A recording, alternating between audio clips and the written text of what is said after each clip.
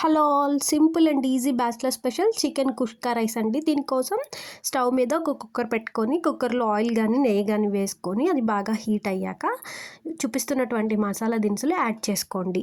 అవి బాగా కొంచెం చిటపటలాడాక ఒక సన్నగా కట్ చేసినటువంటి ఆనియన్, అలాగే 2 పచ్చిమిర్చి, మీరు కొంచెం స్పైసెస్ ఎక్కువగా తింటే కనుక ఒక 4 పచ్చిమిర్చి వేసుకోవచ్చండి.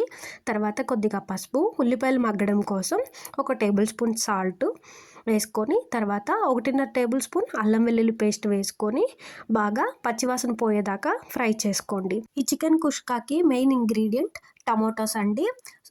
2 టమోటోస్ కానీ 1 టమోటో కానీ స్లైసెస్ని సన్నగా తరుక్కొని యాడ్ చేసుకోండి. యాడ్ చేసుకున్నాక కొద్దిగా కొత్తిమీర, అలాగే కొంచెం పుదీనా కూడా యాడ్ చేసుకోండి. ఎక్కువగా పుదీనా ఉండాలండి, కొత్తిమీర కొంచెం ఉన్నా సరిపోతుంది. తర్వాత 1.5 టేబుల్ స్పూన్ కారం కూడా యాడ్ చేసుకొని ఒకసారి బాగా ఫ్రై చేసుకోండి.